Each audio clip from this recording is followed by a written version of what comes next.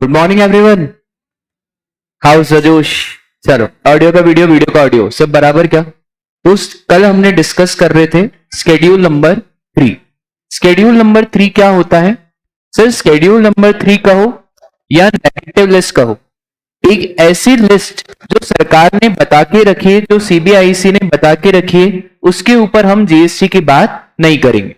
Although तीनों condition fulfil होगी, activity भी होगा, बिजनेस भी होगा और कंसिडरेशन भी होगा, पर फिर भी जीएसटी की बातें नहीं होगी। इसलिए नहीं होगी क्योंकि ये तीनों चीजें कहां पे है? Schedule number 3।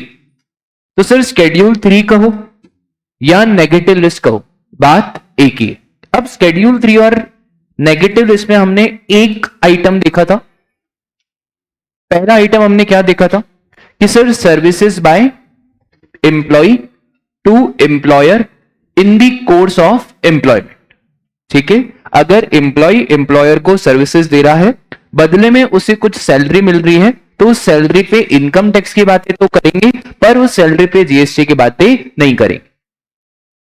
हमने फिर एक और देखा था, sir services of funeral, burial, crematorium including transportation of deceased person. मतलब अगर वो जो एम्बुलेंस की सर्विसेज ले रहे हो, वो जो शव वाहन की सर्विसेज ले रहे हो, जहां पे डिसीज्ड पर्सन को एक जगह से दूसरी जगह पे ट्रांसपोर्ट करा जा रहा है, उसके ऊपर भी कोई जीएसटी की बातें नहीं होगी। एग्जाम में अगर वो ऐसा घुमाए कि एयर एम्बुलेंस सर्विसेज लिए, तो उससे कोई लेना देना नहीं। एयर एम्बुलेंस लो, नॉर्मल एम्बुलेंस लो, सर एम्बुलेंस एम्बुलेंस होती है।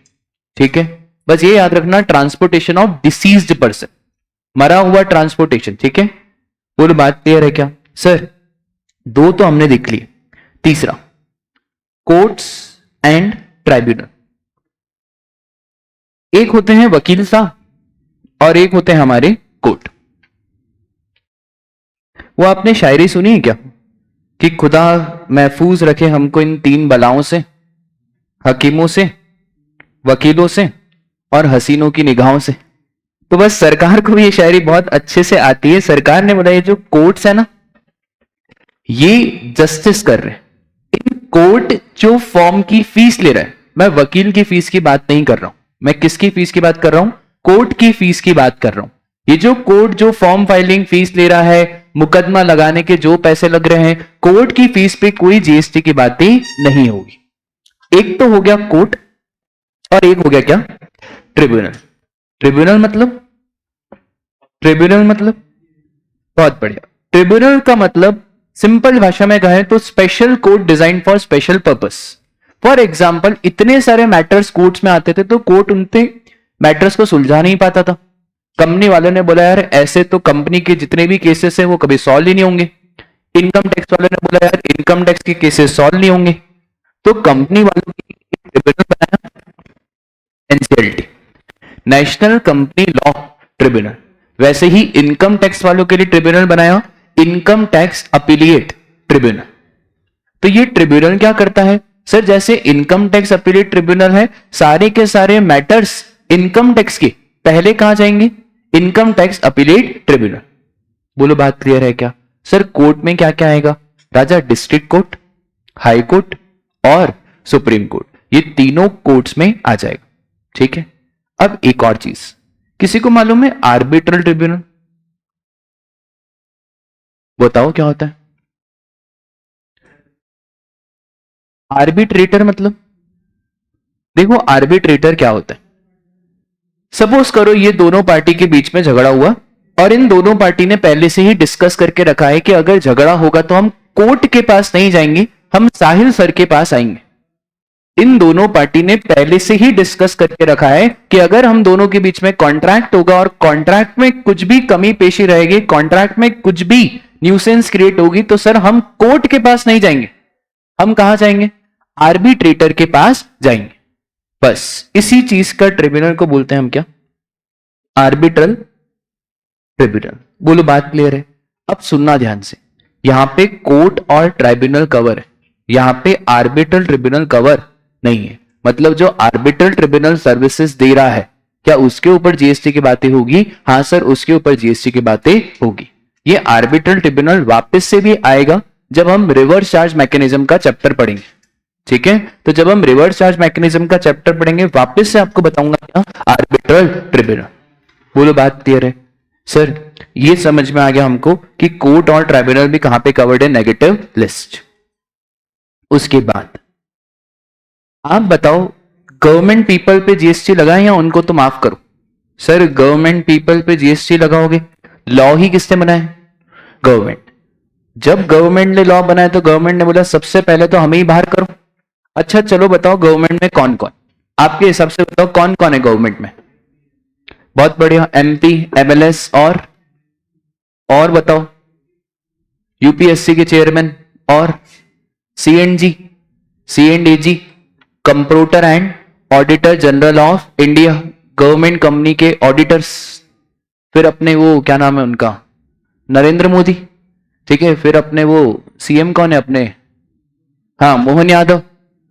ये सब लोग जीएसटी की दुनिया से आउट है। सर इनको तो सैलरी मिलती होगी? नहीं, मोदी जी को सैलरी नहीं मिलेगी, मोदी जी को प्रोफेशनल फीस मिलेगी। अगर सैलरी की बात रहती तो वो कहां पे आउट हो जाता, एम्प्लॉय और एम्प्लॉयर के रिलेशन। यहां पे सैलरी की बातें नहीं हो रही। Modi ji is not an employ of government of India. Modi ji का ऐसा नहीं है सुबह 10 बजे जाओ शाम को 7 बजे आओ, ठीक है। मोदी जी क्या एम्प्लॉय है? नहीं, क्योंकि बेटा अगर एम्प्लॉय होता तो कहां कवर्ड हो जाता, एम्प्लॉय एम्प्लॉयर में। यहां पे वो कंडीशन की बात ही नहीं करी। यहां पे तो इन्होंने बोला कोई भी member of parliament, member of legislature, panchayat, municipality, computer and auditor general of India, union public service commission का प्रेसिडेंट, चेयरमैन, ये सब आउट हो जाते हैं जीएसटी की दुनिया से। कोई भी पर्सन जो कॉन्स्टिट्यूशन के हिसाब से कोई पोजीशन को होल्ड करता है, जैसे प्राइम मिनिस्टर, जैसे प्रेसिडेंट। प्राइम मिनिस्टर जो पोजीशन होल्ड करते हैं वो इसलिए करते हैं क्योंकि कॉन्स्टिट्यूशन में कोई आर्टिकल है जो प्राइम मिनिस्टर को पावर देता है ये पोजीशन को होल्ड करने की। तो जो भी कॉन्स्टिट्यूशन पोजीशन है उसके ऊपर भी कोई जीएसटी नहीं। तीसरी और वेरी वेरी इंपॉर्टेंट बात, डायरेक्टर, चेयरमैन और मेंबर ऑफ गवर्नमेंट बॉडी। एक होता है एम्प्लॉय, एक होता है डायरेक्टर। ओएनजीसी, बीपीसीएल, ये ओएनजीसी, बीपीसीएल ये सब कौन सी बॉडीज हैं? गवर्नमेंट बॉडीज है। इन गवर्नमेंट बॉडीज में सर डायरेक्टर भी तो काम करेंगे। एक होगा हमारा इंडिपेंडेंट डायरेक्टर। इंडिपेंडेंट डायरेक्टर का मतलब यह होता है कि सर उसकी ऐसे सुबह 10 से 7 वाली नौकरी नहीं होती, उसका थोड़ा थोड़ा सही रहता है। इंडिपेंडेंट डायरेक्टर को सैलरी नहीं मिलती, इंडिपेंडेंट डायरेक्टर को फीस मिलती है। तो सर अब ये इंडिपेंडेंट डायरेक्टर पे जीएसटी की बातें करें या नहीं करें? अगर इंडिपेंडेंट डायरेक्टर गवर्नमेंट बॉडी का है तो फिर कोई जीएसटी की बातें नहीं करेंगे। पर अगर ये इंडिपेंडेंट डायरेक्टर रिलायंस का है, ये इंडिपेंडेंट डायरेक्टर हिंदुस्तान यूनिलीवर का है, तो फिर हम जीएसटी की बातें करेंगे, ठीक है। चलो एक और टफ चीज पूछूं क्या? अगर इंडिपेंडेंट डायरेक्टर रिलायंस का है तो उस पे जीएसटी कौन देगा? वो इंडिपेंडेंट डायरेक्टर देगा कि कंपनी देगी फॉर रिवर्स चार्ज मैकेनिज्म में? आपके हिसाब से बताओ क्या होना चाहिए? कंपनी देगी किसमें? रिवर्स चार्ज मैकेनिज्म, ठीक है। तो ये आगे की बात है, जब हम रिवर्स चार्ज मैकेनिज्म पढ़ेंगे ना वहां पे ये सारी चीजें आएगी। पर आपका दिमाग ओपन होना चाहिए कि फॉर सपोज करो साहिल सर डायरेक्टर है, मैं डायरेक्टर हूं रिलायंस में। राजा मैं सर्विसेज दे रहा हूं, रिलायंस मुझे पेमेंट देगी। रिलायंस मुझे क्या देगी? पेमेंट। कौन सप्लायर, कौन रेसिपिएंट? मैंने आपको क्या कहा था, जिसको पेमेंट मिले वो सप्लायर। साहिल सर कौन? सप्लायर। रिलायंस कौन? रेसिपिएंट। क्या सरकार जीएसटी का पैसा मेरे से लेगी क्या? नहीं। सरकार क्या बोलेगी कि भैया आप बहुत छोटे हो, बड़ा कौन है? कंपनी। किससे जीएसटी लेना आसान है? कंपनी से जीएसटी लेना आसान है। तो कंपनी 1 लाख रुपए तो साहिल सर को दो, और जो 18,000 का जीएसटी है वो किसको दे के आओ?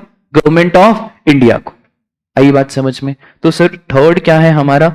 डायरेक्टर, चेयरपर्सन और मेंबर ऑफ गवर्नमेंट बॉडी। बोलो बात क्लियर है क्या सर? इसके बाद है हमारा कंस्ट्रक्शन।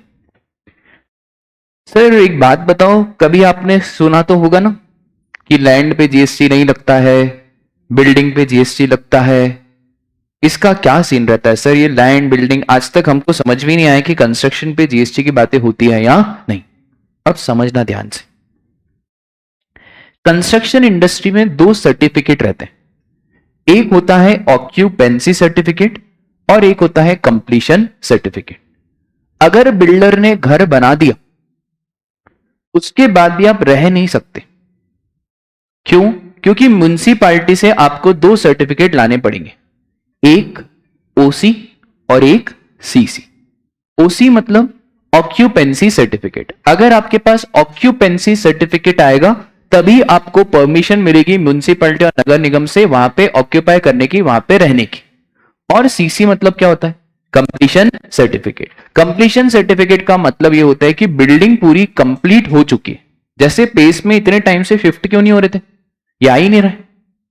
जब तक ये नहीं आएगा कैसे शिफ्ट हो जाए? पेस वाले तो अगले दिन, ये कब का तैयार हो गया? इसको तो साल भर हो गया तैयार हुए, और ये सब लगाना 2 दिन का काम है।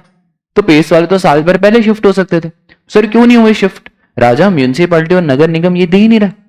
वो बोल रहा है आपका ये सीसी है ही नहीं, ये कंप्लीट ही नहीं, तो आधा अधूरा कंप्लीट है। और कंप्लीशन के लिए वो चेक करने आते हैं, उनके ऑडिटर चेक करने आते हैं, वो पूरा चेक करते हैं कि भैया कंप्लीट है या नहीं है। तो जब तक सर्टिफिकेट नहीं मिलेगा और बिना सर्टिफिकेट के अगर हम काम करें, कल को कोई प्रॉपर ऑफिसर आ जाए फिर फोकट की पेनल्टी लगेगी। तो उसे 2 सर्टिफिकेट चाहिए रहती है, एक ओसी और एक सीसी। सरकार बोलती है कि अगर आपको पूरा पैसा, फॉर एग्जाम्पल 1 CR का फ्लैट है, अगर पूरा पैसा ओसी और सीसी के बाद आता है तो फिर उसके ऊपर कोई जीएसटी की बातें नहीं करेंगे।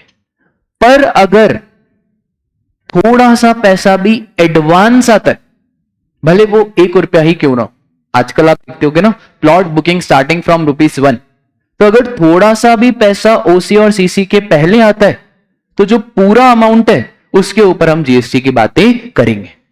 अच्छा सर, ओसी देखना है या सीसी देखना है? ओसी और CC whichever is earlier. Sir, oh sir, हाँ बोल बेटा। सर मेरे पास ऐसा अचूक आइडिया है ना, मैं क्लाइंट का जीएसटी बचा सकता हूं। हाँ बोलो, बताओ कैसे बचाओगे? बोलो ना कैसे बचाओगे? क्या बोलोगे आप क्लाइंट को? है ना, मतलब क्लाइंट को पता है तुम क्या बोलोगे कि क्लाइंट एक काम करो, पूरा पैसा कब लेना? ओसी और सीसी के बाद। अब देखो क्या कॉमेडी हो जाएगी। मैं बिल्डर हूं, ये 20 लाख रुपए देने को रेडी है, मैं बोल रहा अभी मत दो, ओसी सीसी आने दो फिर देना। ये मैडम भी 25 लाख देने को रेडी है, मैंने बोला अभी मत दो, ओसी सीसी आने दो उसके बाद दो। ऐसा कभी भी प्रैक्टिकल लाइफ में नहीं होता है राजा। बिल्डिंग बनती भी नहीं है। अभी मैंने खुद घर बाय करा, उसमें बना भी नहीं अभी तक, उसमें पहली ईंट भी नहीं लगी है, फिर भी मुझे 20 लाख का पेमेंट देना है। अभी तो बिल्डिंग बनी ही नहीं है। हमेशा प्रॉपर्टी के केस में ऐसा ही होता है कि बिल्डिंग बनने से पहले ही प्लॉट्स बुक्स हो जाते हैं और एडवांस पेमेंट चला जाता है। तो कोई भी बिल्डर ऐसा नहीं करेगा कि ओसीसीसी का वेट करे और उसके बाद पैसा लेना शुरू करे। आई बात समझ में? तो कोई बिल्डर इतना पागल तो रहेगा नहीं। पर कुछ कुछ बिल्डिंग्स मुंबई में ऐसी है जो बिकती नहीं है। अब बिकती नहीं है, क्या करें? उसका ओसीसीसी भी आ चुका है, अब बिकी नहीं रही है, तो पता है बिल्डर लोग कैसे एडवर्टाइज करते हैं? No GST on this property, buy buy buy, no GST on this property. वो तो फिर हमको मालूम होना चाहिए इसकी इस पे जीएसटी क्यों नहीं लग रहा है, क्योंकि इसका ओसीसीसी आ चुका है। आई बात समझ में? यार एक बात बताओ, आप लोग अपने घर पे रह रहे हो, उसका ओसीसीसी तो बहुत पहले आ चुका है। अगर आप अपना घर किसी थर्ड पार्टी को सेल करते हो, क्या उस पर कोई जीएसटी की बातें होगी? बिल्कुल भी जीएसटी की बातें नहीं होगी। क्यों नहीं होगी? क्योंकि सर हमारा तो घर है, वो तो सेकंड हैंड हुआ, उसका ओसीसीसी तो ना जाने कब आ चुका था। जब अब आप सेल कर रहे हो किसी को, तो क्या उस पर कोई जीएसटी की बातें होगी? नहीं, कोई जीएसटी की बातें नहीं होगी। फॉर सपोज करो आप कोई नया घर ले रहे हो, अगर बना बनाया घर खरीद रहे हो जिसका ओसीसीसी आ चुका है तो फिर नो जीएसटी।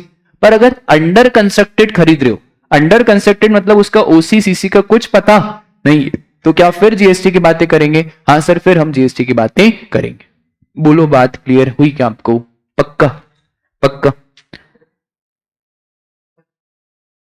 ठीक है दोस्त, वापस बोलो, वापस बोलो।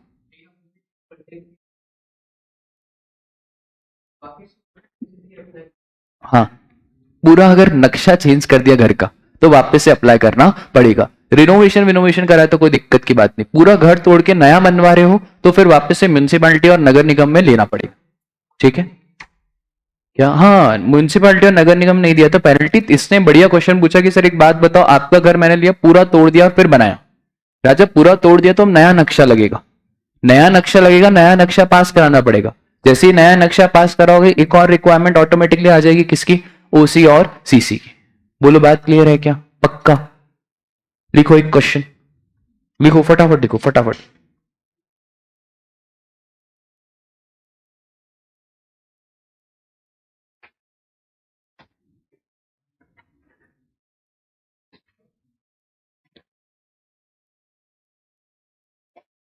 क्वेश्चन लिखने की कोई जरूरत ही नहीं है, ये लो लिखा हुआ है ये क्वेश्चन, देखिए आपसे कितना चल रहा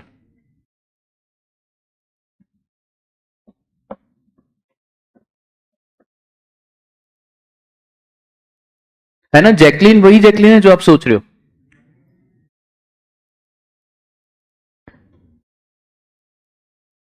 अच्छी खासी हीरोइन थी, आजकल चलती नहीं है। अरे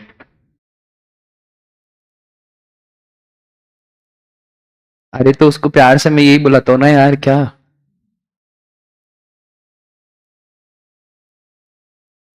तो 5 करोड़ के फ्लैट बनाए, Sahil sir sold one of its flats to Jacqueline for 5 crore each. OC आया है 15 फरवरी को, सीसी आया है 10 फरवरी को। ओसी का डेट पकड़ना है, सीसी का डेट पकड़ना है कि दोनों में से जो अर्लियर हो, दोनों में से जो अर्लियर। तो दोनों में से अर्लियर कौन सा है राजा? 10 फरवरी। अगर 10 फरवरी से पहले थोड़ा सा भी पैसा आ जाता है, पहले 10 फरवरी के दिन नहीं, इतना वो पूछेगा नहीं इंस्टीट्यूट, पर फिर भी अपन तो लॉ को चीर पार करके पढ़ो। 10 फरवरी के दिन की बात नहीं कर रहे, 10 फरवरी के पहले। तो अगर 10 फरवरी के पहले इतना सा पैसा भी आ जाता है, मतलब 1 रुपया भी आ जाता है, तो फिर पूरे अमाउंट पे जीएसटी की बातें होगी। Sir Jackie paid 1 crore on 12 February and balance after 15। तो एक बात बताओ sir, OC CC whichever is earlier, Jackie madam ने कब पे करा? तुम जैकी मत बुलाना है ना सर। जैकी ने 12 को पेमेंट करा थोड़ा सा, और थोड़ा पेमेंट कब करा? 15। क्या पूरा पैसा ओसी और सीसी के बाद आया राजा? हाँ, तो जब पूरा पैसा ओसी और सीसी के बाद आया तो इसके ऊपर कोई जीएसटी की बातें नहीं होगी। क्लियर है sir? What if Jackie paid ₹1, शगुन का 1 रुपया, आजकल ये चल रहा है मार्केट में, आजकल आप देखते होगे प्लॉट बुक करो मात्र ₹1 से। ठीक है, तो what if Jackie paid ₹1 on 8 फरवरी 2024। अगर 8 फरवरी 2024 को मैडम ने सिर्फ 1 रुपया ही पेमेंट करा तो सर जीएसटी लगेगा? हाँ सर पूरे पे लगेगा, कितने पे? 5 करोड़। ठीक है, देखो लॉजिकली भी सही है, बिल्डर के पास पैसा आ चुका है ना एडवांस, तो बिल्डर जीएसटी देने में कुछ मचमच भी नहीं करेगा। ओसीसीसी आया नहीं है, बिल्डर के पास पैसा आया नहीं है, और तुम बिल्डर को बोल रहे हो कि लाओ जीएसटी, बिल्डर बोलेगा पागल पागल हो गया कि यहाँ पे बिल्डिंग ही नहीं बिक रही। ओसीसीसी आ चुका है फिर भी बिल्डिंग नहीं बिक रही, और गवर्नमेंट ऑफ इंडिया क्या बोल रही है कि जीएसटी लाओ। ओसीसीसी आने के बाद बिल्डिंग नहीं बिकने का मतलब होता है कि बिल्डिंग बहुत थर्ड क्लास बनी है, क्योंकि सर हमारा देश ऐसा है जहां पे बिल्डर जब लैंड बाय करता है ना, उसके बाद तो बुकिंग शुरू हो जाती है, और 1 महीने के अंदर अंदर, अभी कुछ बना भी नहीं है, 1 महीने के अंदर अंदर पूरे फ्लैट्स बिक जाते हैं, और फ्लैट्स अभी तक बने भी नहीं है। अरे अभी तक तो नक्शा भी नहीं आया है, फिर भी सारे फ्लैट सोल्ड आउट हो जाते। आई बात समझ में? तो आपने ऐसी थर्ड क्लास बिल्डिंग बनाई है जिसका ओसीसीसी आ चुका है फिर भी नहीं बिक रहा है। ठीक है, ऐसे बहुत सारे घर इंदौर में भी है जिनकी फ्लैट्स की वैल्यू 5-5 करोड़ है, 10-10 करोड़ है, तो वहां पे कोई रह ही नहीं रहा है। गिनती के उन्होंने 50 फ्लैट बनाए तो 10 लोग रह रहे, और 40 लोग आज भी खाली हैं। तो आप बाय करो, उस पर जीएसटी नहीं लगेगा, पर आपके पास कितने होने चाहिए? 5 करोड़ रुपए होने चाहिए। बोलो बात क्लियर है क्या सर? बहुत अच्छे से समझ में आ गया क्या ओसी और सीसी? उसके बाद सर गोवा में इंसान क्यों जाता है? हाँ बताओ ना, गोवा में इंसान क्यों जाता है? अरे क्या क्या है गोवा में, बताओ तो सही। क्या है? कसीनो। ओ हो, बेटा जितनी नजर तुम्हारी है ना उतनी नजर सरकार की भी है।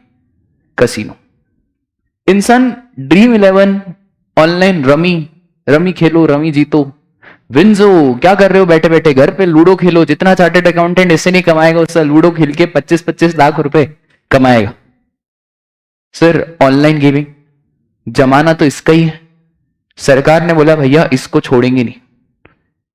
पहले सरकार ने इसके ऊपर कोई जीएसटी वीएसटी की बातें नहीं करी थी, पर जैसे ही गेमिंग इंडस्ट्री में उछाल आया तो सरकार ने बोला भैया ये जो गेमिंग इंडस्ट्री इसको भी सबसे पहले पकड़ेंगे।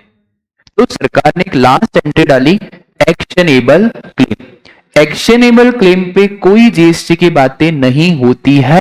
सर एक्शनेबल क्लेम का मतलब अनसिक्योर्ड डेट, जो भी हमारा अनसिक्योर्ड डेट है जिसके ऊपर मैं एक्शन ले सकता हूं उसको बोलते हैं हम एक्शनेबल क्लेम। सर एग्जांपल बताओ, लॉटरी हो गया, लॉटरी में मैं पैसे जीता, सामने वाले ने पैसे देने से इनकार कर दिया, कोई सिक्योरिटी थोड़ी होती लॉटरी में। ये क्या है हमारा एक्शनेबल क्लेम। सरकार ने बोला एक्शनेबल क्लेम पे हम कोई जीएसटी नहीं देंगे, पर इन सब एक्शनेबल क्लेम को छोड़ के इस पे अमेंडमेंट भी है। पहले सिर्फ 3 चीजें थी, लॉटरी, बैटिंग और गैम्बलिंग। अब 2 और चीजें सरकार ने डाली है, ऑनलाइन गेमिंग, हॉर्स रेसिंग और कसीनो। तो अब एक्शनेबल क्लेम में कितनी चीजें टोटल आ गई sir, online gaming, horse racing और कसीनो।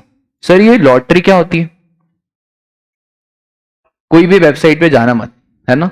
एक वेबसाइट है सट्टामक्का.com। सर आपको कैसे पता, अरे सब मालूम रहना है, तुम छोड़ो कैसे पता। ये सट्टामक्का.com पे क्या होता है ना, इस सर पैसे रखते हैं कि सरस्वती माँ पे इतने पैसे, गणेश भगवान की मूर्ति पे इतने पैसे, ऐसे ही होता है लॉटरी का टिकट, ठीक है। हनुमान जी का नंबर आया तो इतने पैसे, फिर इतने पैसे लगेंगे, फिर अगर आप जीत गए तो आपको फिर इतने पैसे मिलेंगे। ये हो गया हमारा क्या, लॉटरी। क्या करके बताओ, नहीं बेटा। फिर बैटिंग और गैम्बलिंग। अच्छा batting is legal in India, horse batting आपने सुना है, ठीक है। हॉर्स रेसिंग में भी सर बहुत सट्टे लगते हैं। हॉर्स रेसिंग में एक और चीज होती है, पता कैसे चलता है कि हम जीत रहे हैं या हार रहे हैं। बहुत बढ़िया, ऐसा नहीं होगा कि भाई मैंने और इसने पैसे लगाए इस घोड़े पे, अब ये भी भाग रहे हैं और हम भी भाग रहे हैं कि भैया चलो चलो चलो देखो इसको, देखो इसको देखो, अरे भाई धीरे भाग धीरे भाग। ऐसा नहीं होता है। एक डिवाइस होता है जिसको बोलते हैं टोटलाइजेटर। ये जो टोटलाइजेटर डिवाइस है ना, ये टोटलाइजेटर डिवाइस में इन हॉर्स के ऊपर, सबके ऊपर एक चिप रहती है। अब जैसे जैसे ये भागते रहते हैं वैसे वैसे वहां पे स्क्रीन पे दिखता रहता है कि हमारे पैसे बन रहे हैं या डूब रहे। उस डिवाइस का नाम क्या है, टोटलाइजेटर, ठीक है। लॉटरी हो गया, बैटिंग हो गया और गैम्बलिंग। ऑनलाइन गेमिंग, कौन कौन से ऑनलाइन गेमिंग आप जानते हो, रमी, विंजो, अच्छा हाँ ये विराट कोहली, एमपीएल, ड्रीम 11। अच्छा ऑनलाइन गेमिंग पे इतना बेकार सर्कुलर आया कि सब ऑनलाइन गेमिंग वाले परेशान हो गए। ऑनलाइन गेमिंग वालों को बताए क्या बोला कि आपने जितना पैसा डाला ना उस पे आप जीएसटी दो, आप जीते हारे उससे हमको कोई लेना देना नहीं है। फॉर एग्जाम्पल अगर मैंने ऑनलाइन गेमिंग में 1000 रुपए डाले तो मालूम है आपको ड्रीम 11 को 1000 रुपए पे 28% या 18% जो भी रेट है उतना जीएसटी देना पड़ेगा।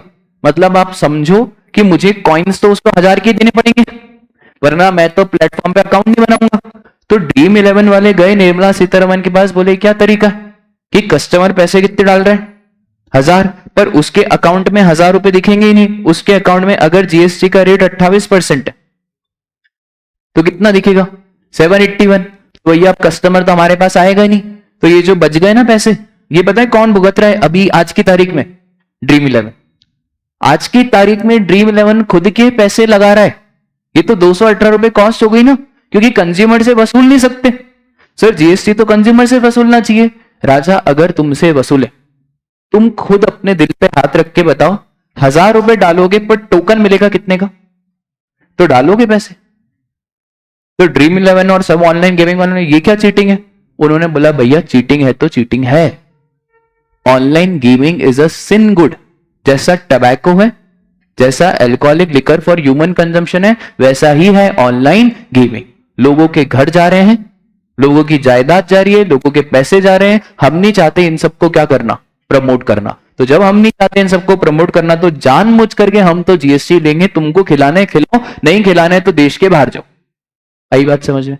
देखो तरीका तो गवर्नमेंट ऑफ इंडिया को ढूंढना ही पड़ेगा ना, और इसके ऊपर टीडीएस और उसकी लायबिलिटी तो अलग आएगी। ठीक है, तो बहुत चलती है ऑनलाइन गेमिंग। आजकल टीवी में एडवर्टाइजमेंट इतनी आती है, पहले वो 3 पत्ती पता नहीं कितने कितने गेम्स आते थे, और फिर ये पबजी हो गया, इसमें लोग पैसे डाल रहे हैं। ये सब चीजें कहां है? हमारा ऑनलाइन गेमिंग। पर जनरली ऑनलाइन गेमिंग से आप वो समझना जहां पे आपको कुछ पैसा जीतने का मौका मिले। बोलो बात क्लियर है क्या? और लास्ट हमारा क्या? कसीनो। जैसा ऑनलाइन गेमिंग है एज इट इज सेम किसके बारे में भी है? कसीनो के बारे में।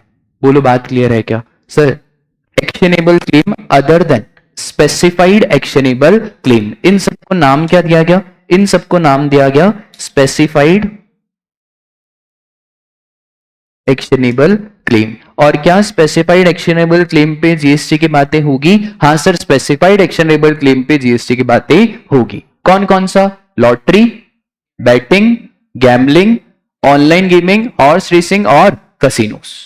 ठीक है, इसी के साथ आपकी स्केड्यूल 3 की लिस्ट खत्म होती है। तो स्केड्यूल 3 में आपने कितने ट्रांजैक्शन टोटल देखे सर? 6। सर स्केड्यूल 3 का क्वेश्चन एग्जाम में आता है क्या? किस्मत बहुत अच्छी हो तो आता है। ठीक है, पिछले अटेम्प्ट में उन्होंने मस्त क्वेश्चन पूछा, what are the activities specified in schedule 3। बच्चे ने 3 बार क्वेश्चन देखा, बोले यार इतना सिंपल क्वेश्चन, कभी कभार किस्मत अच्छी होती है तो डायरेक्ट क्वेश्चन भी आ जाते हैं। तो बिल्कुल ऐसा डायरेक्ट क्वेश्चन आया, what are the activities specified in schedule number 3। आपकी किस्मत का कोई भरोसा नहीं है। सर कौन कौन सी एक्टिविटी? 6 एक्टिविटी। सर ये याद कैसे होगी? देखो आप ऐसे याद रखना कि एक है हमारा, क्या नाम है तुम्हारा? पंकज। मेरे को लग ही रहा था तुम्हारा नाम पंकज है। ठीक, एक है हमारा पंकज। पंकज पेस में काम करता है। ठीक है, पंकज का बहुत बेकार झगड़ा हो गया प्रेरक सर से, खतरनाक झगड़ा। ठीक है, पहला क्या हो गया? एम्प्लॉय और एम्प्लॉयर। पंकज ने बोला चाचा विधायक है मेरे। प्रेरक सर आप कुछ बिगाड़ नहीं पाओगे मेरा। चाचा कौन है मेरे? विधायक। बहुत बढ़िया। दूसरा क्या हो गया? Member of parliament. विधायक जी आए, फिर भी कुछ बात नहीं बनी। पंकज ने बोला मैं तो बहुत अड़ियल इंसान हूं, कोर्ट में जाऊंगा। कोर्ट में? कहां पे जाऊंगा? कोर्ट में। ठीक है, कहां पे गए भैया? कोर्ट में। सर आखिरकार मुद्दा क्या था? अरे मुद्दा बहुत सिंपल था। मुद्दा ये था, ये जो पेस की एक प्रॉपर्टी है ना, वहां पे हॉस्टल पे कुछ झगड़े वगड़े हो गए थे। पंकज बोला था क्यों गर्ल्स हॉस्टल बनाए, मुझे भी रहने का मौका दो। ठीक है, तो भैया बस ये झगड़े हो गए थे। तो एक हो गया हमारा इमूवेबल प्रॉपर्टी। प्रेरक सर ने इसको बहुत समझाया, इसने बोला नहीं भैया केस तो करके रहूंगा। जैसे ही ये केस करने गया, भैया ये केस क्या हो गया?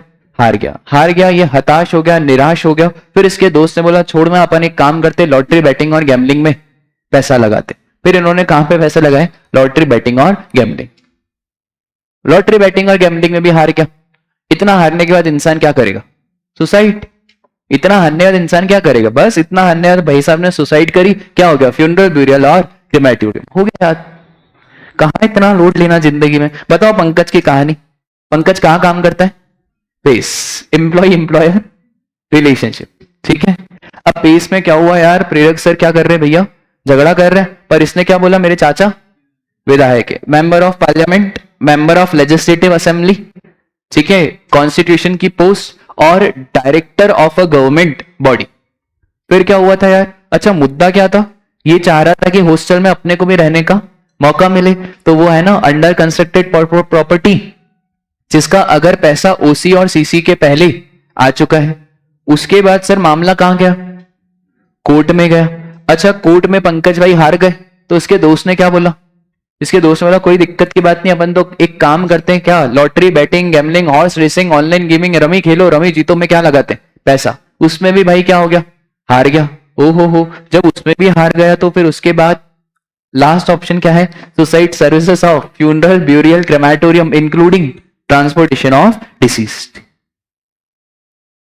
ठीक है, बोलो याद रहेगा क्या? पक्का हो गया याद? तुम इतना लोड क्यों लेते हो? ऑडिट की क्लास शुरू हो गई क्या? बढ़िया। ऑडिट ऐसा दुखते रहता है ना। तो स्केड्यूल 1 हो गया। स्केड्यूल नंबर 3, ये batting, casino, gambling, horse racing, lottery और ऑनलाइन मनी गेमिंग। एक बार ये ऑनलाइन मनी गेमिंग की डेफिनेशन बहुत सिंपल इन्होंने दी है। एग्जाम में मुझे ऐसा लग रहा है कि ऑनलाइन मनी गेमिंग पे इस बार क्वेश्चन आएगा। अपन देखेंगे इस बार आएगा या नहीं। हर बार अपनी क्या आदत रहती है, जो पेपर अभी आएगा उसको मैं क्लास में सॉल्व कराता हूं हर बार। जैसे जो अभी पेपर इनका होगा वो अपन क्लास में सॉल्व करेंगे। तो मुझे ऐसा लग रहा है कि इसका क्वेश्चन शायद अभी आ सकता है, क्योंकि रिसेंट अमेंडमेंट है तो वो एमसीक्यू में पूछ सकता है। ठीक है, तो सर ये ऑनलाइन मनी गेमिंग मतलब जहां पे एक इंसान, एक प्लेयर मनी और मनी वर्थ, सर मनी भी डिपॉजिट कर सकते हैं या मनी वर्थ की चीज भी डिपॉजिट कर सकते हैं। बेटा कॉइन्स होते हैं ना, क्रिप्टो कॉइन्स भी यहां पे डिपॉजिट कर सकते हो, इसलिए लिखा हुआ है इंक्लूडिंग वर्चुअल डिजिटल असेट्स। पैसा इसलिए डाल रहे हैं क्योंकि हमें उम्मीद है जीतने की। या तो पैसा जीतोगे या तो पैसे की कोई चीज जीतोगे, दैट इज मनी वर्थ। आजकल सिर्फ पैसा नहीं जीतते हैं, आजकल पैसे के साथ साथ पैसे की कोई अलग अलग चीज भी होती है। आईफोन जीतो, रूम, बाइक जीतो। वो टीवी में ऐड आई थी ऐसे, थर्ड क्लास, बोले लूडो खेल के मैंने बाइक जीती। हम यहाँ पे पागल है 4-4 साल ये कर रहे। सही तो है, हम यहाँ पे पागल है वो वहां पे डाइस घुमा रहे और बोल रहे कि लूडो खेल के मैंने बाइक जीती। गजब यार गजब। तो इंक्लूडिंग विनिंग मनी और मनी वर्थ। ठीक है, scheme, competition, any other activity. अच्छा हाँ, कोई भी ये मत कहो कि ये हमारा स्किल है। Online gaming is not a skill. ठीक है, ये मत बोलना कि this is on based on skill, क्योंकि अगर ऐसा हो सकता है ये बोले कि सर मेरा लक ऐसा है ना, वो ताश के पत्ते में 3 इक्के अपने हमेशा आते हैं। मैंने बोला क्या यार? बोले सर स्किल है स्किल। बोले हेरिडिटी। मैंने बोला ओ भाई ये कोई स्किल नहीं होता, ये सब जुआ सट्टा चल रहा है। ठीक है, तो वेदर और not it's outcome of performance is based on skill, chance और बोथ। क्योंकि बाद में बोल सकते हैं ना ऑनलाइन गेमिंग थोड़ी है, ये तो मेरा क्या है स्किल। और यो ऐसा कोई स्किल नहीं होता। ऐसा भगवान ने कोई इंट्यूशन किसी को नहीं दिया है कि जो नंबर बोले वही आ जाए। ऐसा पहले होता था, पहले क्रिकेट के मैच चलते थे तो ऐसा होता था, पहले जो मैं बोलता था वो सच हो जाता था। तो हम मैच दिख रहे, मैंने बोला इस बॉल पे धोनी आउट, और आउट। फिर मैंने बोला देखना इस बॉल पे चौका जाएगा। फिर मेरे दोस्त बोलते थे भाई तू छोड़ सीए भी है, जो तू बोल रहा है वही हो रहा है। फिर उसके मतलब होता ही नहीं है। जनरली क्या होता है ना, जब आप छोटे रहते हो ना, तो जब आप झूठ बोलते ही नहीं हो तो मुंह से जो निकलता है वो सच हो जाता है। फिर दुनिया में आप बड़े होते जाते हो, फिर ये झूठ का पर्दा लगता जाता है, फिर सारा दिन इतनी बेईमानी करते हो, झूठ बोलते हो, फिर जो बोलते हो वो सच होता ही नहीं है। ठीक है, तो ये सर वो बचपना तो वैसे ही रहता है। तो including based on skills, chance or both, whether the same is permissible or otherwise under any other law for the timing in force। बोलो बात क्लियर है क्या? सर ये 6 के 6 ट्रांजेक्शन एग्जाम में शायद से पूछ सकता है। ठीक है, अगर किस्मत बहुत अच्छी हुई तो डायरेक्ट क्वेश्चन आ सकता है कि what are the activities specified in schedule 3 और what is the negative list of supply. तो यहां तो इसको नेगेटिव लिस्ट कहो, यहां तो इसको क्या कहो सर, शेड्यूल 3। ठीक है, तो पहली हमने देखी थी क्या, एम्प्लॉय एम्प्लॉयर। दूसरी क्या देखी थी, कोर्ट और ट्राइब्यूनल। अच्छा कोर्ट मतलब डिस्ट्रिक्ट कोर्ट, हाई कोर्ट और सुप्रीम कोर्ट। तीसरे हमने देखे थे क्या, member of parliament, state legislature, panchayat, municipality. फिर प्रोविजन ऑफ कॉन्स्टिट्यूशन और चेयरपर्सन, मेंबर और डायरेक्टर ऑफ गवर्नमेंट। फिर हमने देखा था क्या, funeral, burial, crematorium, mortuary including transportation of deceased. फिर sale of land subject to paragraph, subject to clause B of paragraph 5 of schedule 2। ये सर सब्जेक्ट टू क्या है, वो ओसीसीसी वाली बात। वो जो ओसीसीसी वाली बात है वो कहां पे लिखी हुई है सर, यहां पे लिखी हुई है। लैंड बेची तो उस पर तो कभी जीएसटी की बातें होगी ही नहीं। जब भी मैंने लैंड बेची, जमीन बेची, उसके ऊपर कोई जीएसटी की बातें नहीं होगी।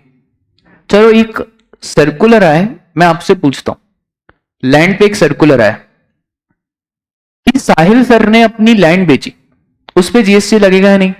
नहीं। अब जिसको लैंड बेची, फॉर सपोज करो इसको लैंड बेची, इसने बोला कि सर मैं ऐसी लैंड नहीं खरीद सकता हूं, इसको थोड़ा सजा के दो।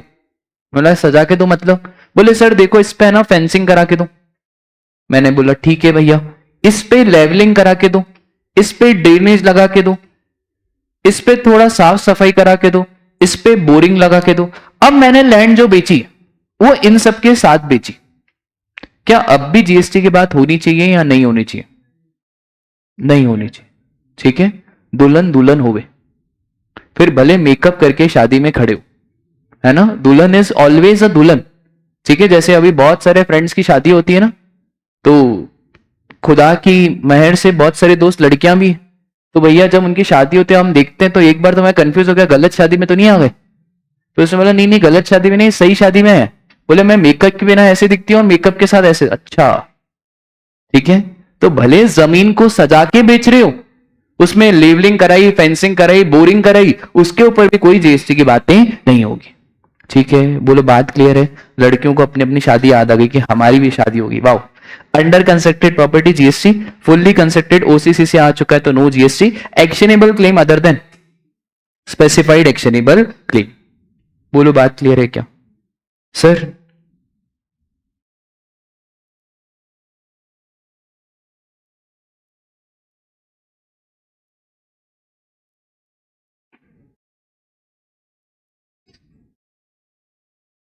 अब एक और सर्कुलर आया है, इधर ध्यान देना। Inter state movement of trucks trolley.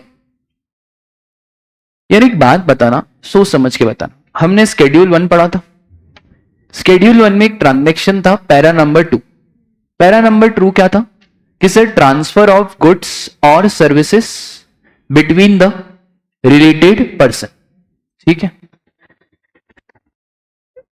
MP और महाराष्ट्र में मेरी आउटलेट है और दोनों ही डिस्टिंक्ट पर्सन कहलाएंगे लॉ के हिसाब से, क्योंकि दोनों का जीएसटी नंबर अलग अलग होगा।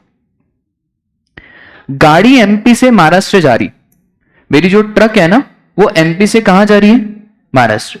सर एमपी से महाराष्ट्र क्यों जा रही है? रिपेयर के लिए जा रही है भैया। गाड़ी का रिपेयर होना है कहां पे? महाराष्ट्र में। लॉजिकली एक बात बताओ, लॉ मेकर ने तो क्या बनाया कि जो भी हमारा गुड्स या सर्विसेज ट्रांसफर होगा, अगर डिस्टिंक्ट पर्सन को होगा, विदाउट कंसिडरेशन होगा, तब भी क्या बनाओ? सप्लाई बनाओ, और तब भी जीएसटी की बातें करो। तो यार एक बात बताओ, गलत नहीं हो जाएगा कि ये पूरी की पूरी ट्रक जो 40 लाख रुपए की है, इसके ऊपर एमपी वाले जीएसटी चार्ज करें, महाराष्ट्र वाले आईटीसी ले, फिर महाराष्ट्र से रिटर्न होगी तो महाराष्ट्र वाले जीएसटी चार्ज करें, एमपी वाले आईटीसी ले। तो ये क्या तरीका? सर आईटीसी तो ले रहे हैं ना, तो दिक्कत क्या है? अरे भाई इतनी सारी वर्किंग कैपिटल ब्लॉक हो रही है, इतनी सारी वर्किंग कैपिटल ब्लॉक हो रही है।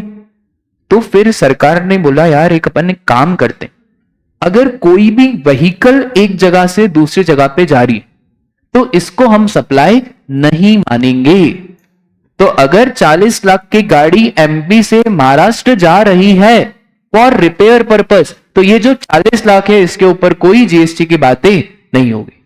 पर अगर ये 40 लाख की गाड़ी तो जा रही है और इसके अंदर एक छोटी गाड़ी भी जा रही है, सर ये क्या होता है? छोटी गाड़ी, एक बड़ी गाड़ी और उस बड़ी गाड़ी के अंदर छोटी गाड़ी। अब ये जो छोटी गाड़ी जाएगी ना एमपी से महाराष्ट्र, ये गाड़ी वापस नहीं आई। बड़ी गाड़ी तो वापस आएगी पर छोटी गाड़ी वापस नहीं आएगी। देखा है कभी आपने एक्टिवा, बाइक, वो सब कैसे सेल होती है? सर एक बहुत बड़ा ट्रक आता है, उसके अंदर बहुत सारी एक्टिवास आती है, बहुत सारी बाइक्स आती है। अब ये जो एक्टिवा और बाइक है ये वापस आएगी कि ये फर्दर सोल्ड के लिए जा रही है? फर्दर सोल्ड के लिए जा रही है। तो सरकार ने बोला कि अगर बड़ी गाड़ी के अंदर एक छोटी गाड़ियां जा रही है तो बड़ी गाड़ी पे तो जीएसटी की बात नहीं होगी, पर ये जो छोटी गाड़ी की वैल्यू है ना, इसको हम क्या मानेंगे? सप्लाई मानेंगे।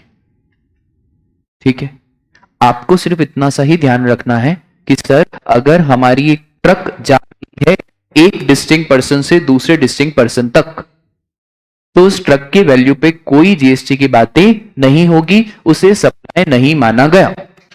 पर वो जो रिपेयर के चार्जेस हैं क्या उस रिपेयर के चार्जेस पे जीएसटी की बातें करें? हाँ सर, रिपेयर के चार्जेस पे तो आप जीएसटी की बातें करो, ठीक है। इसे बोला जाता है क्या? Inter state movement of trucks और ट्रॉली, ठीक है। मेरी मानो, अरे यार चलो ठीक है, कोई दिक्कत नहीं, रिवाइज कर लेते हैं एक बार अपन, है ना, पूरा रिवाइज कर लेते हैं अभी तक अपन ने क्या क्या पढ़ा है। आप ही रिवाइज कराना, ठीक है, मैं बोलते जाऊंगा, आप बताते जाना। गुड्स और सर्विसेज की डेफिनेशन में क्या कवर्ड नहीं है? Money and securities. पुराना 10 का कॉइन मनी मानेंगे या नहीं मानेंगे? पुराना 10 का कॉइन जिसकी कुछ वैल्यू है, जो अभी चलता नहीं है, क्या मानेंगे नहीं मानेंगे? नहीं मानेंगे। उसे बोलते क्या है? Money held for numismatic purpose. तो ये न्यूमस्मैटिक पर्पस को क्या मानते हैं हम? Goods. Share, debenture, bonds, securities, debentures, mutual fund की यूनिट्स, इन सब पे कोई जीएसटी की बातें नहीं होती। पर सर जो ट्रांजैक्शन चार्जेस और कन्वर्जन चार्जेस है उसके ऊपर जीएसटी की बातें करेंगे। मनी के बदले में मनी आया, नो जीएसटी। पर अगर मनी के बदले में मनी आया और साथ में थोड़ा बहुत कन्वर्जन चार्जेस आपने ले लिया, तो फिर हम जो कन्वर्जन चार्जेस है उसके ऊपर जीएसटी की बातें करेंगे, ठीक है। सर उसके बाद सप्लाई की डेफिनेशन में 3 चीजें फुलफिल होनी चाहिए। कौन सी थी? एक्टिविटी, बिजनेस और कंसिडरेशन। अगर तीनों कंडीशन फुलफिल होगी तभी जाके वो क्या बनेगा? सप्लाई। और अगर कंडीशन फुलफिल नहीं होगी तो सप्लाई नहीं बनेगा, ठीक है। एक्टिविटी में क्या क्या आता है? Sale, barter, transfer, leasing, rent, exchange, etcetera. मतलब सरकार अगर चाहे तो क्या और भी चीजें एक्टिविटी में डाल सकती है? हाँ। सर कंसीडरेशन का मतलब क्या होता था? सर कंसीडरेशन मतलब quid pro Q, something in return. Consideration में राजा मेरे 3 सर्कुलर आए थे, बहुत इंपॉर्टेंट। कौन कौन से सर 3 सर्कुलर आए थे? सर एक सर्कुलर आया था हमारा डोनेशन वाला, donation by an individual to charitable trust. वहां पे कितनी बातें ध्यान रखोगे? 3। पहला, बहुत बढ़िया, पर्पस इज फिलैंथ्रोपिक। फिर donation by an individual to a charitable trust. और तीसरा, payment has a character of gift और डोनेशन। अगर ये तीनों कंडीशन फुलफिल होगी तो कोई जीएसटी की बातें नहीं होगी। फिर सर अगर एक आर्टिस्ट अपनी आर्ट को आर्ट गैलरी में ट्रांसफर करता है तो उसके ऊपर तो कोई जीएसटी नहीं लगेगा। जीएसटी तब लगेगा जब कोई कंज्यूमर आके उस पेंटिंग को चूज करेगा और पेमेंट देगा। सर नो क्लेम बोनस पे कोई जीएसटी की बातें नहीं होती। नो क्लेम बोनस मतलब क्योंकि मेरी गाड़ी को कुछ भी नहीं हुआ इसलिए मैंने कोई भी क्लेम नहीं लिया, तो मुझे जो प्रीमियम अमाउंट है उस पर क्या मिल गया? डिडक्शन मिल गया या डिस्काउंट मिल गया। तो अगर 1000 रुपए का प्रीमियम है और 200 रुपए का डिडक्शन है तो 1000 में से 200 गए, कितना बचा? 800। तो जीएसटी की बातें होगी हमारे कितने पे? 800। उसके बाद सर हमने देखा था स्केड्यूल नंबर 1। स्केड्यूल 1 ये कहता है कि अगर एक्टिविटी है, बिजनेस है और कंसिडरेशन ना भी है फिर भी जाके वो क्या बनेगा? सप्लाई। सर उसमें हमने 4 पैरा देखे थे। तो स्केड्यूल 1 पैरा नंबर 1, तो पैरा नंबर 1 क्या कहता था कि sir permanent transfer of assets where ITC has been availed. Sir para number 2 ये कहता था कि सर ट्रांसफर ऑफ गुड्स और services between the related person और distinct person. Sir para number 3 क्या कहता था? सर पैरा नंबर 3 हमारा कहता था एजेंट और प्रिंसिपल। कौन सा एजेंट? सच्चा एजेंट, वो एजेंट जो इनवॉइस अपने नाम पे इशू कर रहा है। और पैरा नंबर 4 क्या था? Import of services. Sir del credere agent के बारे में एक लाइन याद रखना कि अगर डेल क्रेडिटर एजेंट सच्चा एजेंट है तो इंटरेस्ट की वैल्यू और गुड्स की वैल्यू क्या हो जाएगी? क्लब हो जाएगी। पर अगर झूठा एजेंट है तो इंटरेस्ट का अमाउंट क्या हो जाएगा? Exempt. Import of services, import of services अगर विद कंसिडरेशन है तो चाहे बिजनेस हो चाहे पर्सनल हो फिर भी क्या बनेगा? सप्लाई। और अगर import of services without consideration है तो सप्लाई तभी बनेगा अगर 2 कंडीशन फुलफिल हो जाए। पहला रिलेटेड पर्सन होना चाहिए और दूसरा इन दी कोर्स और फर्दरेंस ऑफ बिजनेस होना चाहिए। सर फिर हमने देखा था स्केड्यूल नंबर 3, फटाफट से sir schedule number 3, employ employer, member of parliament, sir director हो गया हमारा बॉडी कॉर्पोरेट, कोर्ट और tribunal, funeral burial crematorium, sir फिर वो sale of land subject to schedule number 2 subject to OC और सीसी, और actionable claim other than specified actionable claim. Specified actionable claim मतलब lottery, betting, gambling, online gaming, horse racing और casino.